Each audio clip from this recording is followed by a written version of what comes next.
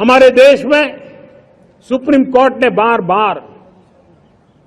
Uniform civil code को लेकर के चर्चा की है, अनेक बार आदेश दिए हैं, क्योंकि देश का एक बहुत बड़ा वर्ग मानता है और उसमें सच्चाई भी है कि जिस सिविल कोड को हम लेकर के जी रहे हैं वो सिविल कोड सचमुच में तो एक प्रकार का कम्युनल सिविल कोड है, भेदभाव करने वाला सिविल कोड है।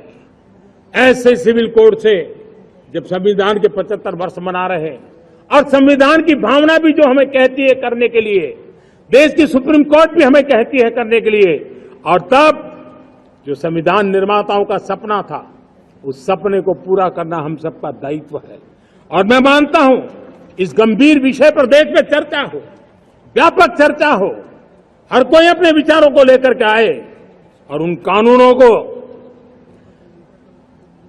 जो कानून धर्म के आधार पर देश को बांटते, जो ऊंच नीच का कारण बन जाते हैं, ऐसे कानूनों को आधुनिक समाज में कोई स्थान नहीं हो सकता है। और इसलिए मैं तो कहूंगा अब समय की मांग है कि देश में एक सेकुलर सिविल कोड हो। हमने कम्युनल सिविल कोड में 75 साल बिताए हैं, अब हमें सेक्युलर सिविल कोड की तरफ जाना होगा और तब जाकर के देश में धर्म के आधार पर जो भेदभाव हो रहे हैं, सामान्य नागरिक को जो दूरी महसूस होती है, उससे हमें मुक्ति मिलेगी। मेरे प्यारे देशवासियों, जब मैं देश में एक चिंता हमेशा कहता हूं, परिवारवाद, जातिवाद भारत के लोकतंत्र को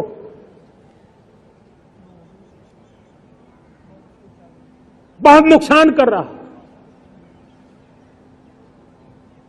देश को, लोक राजनीति को हमें परिवारवाद और जातिवाद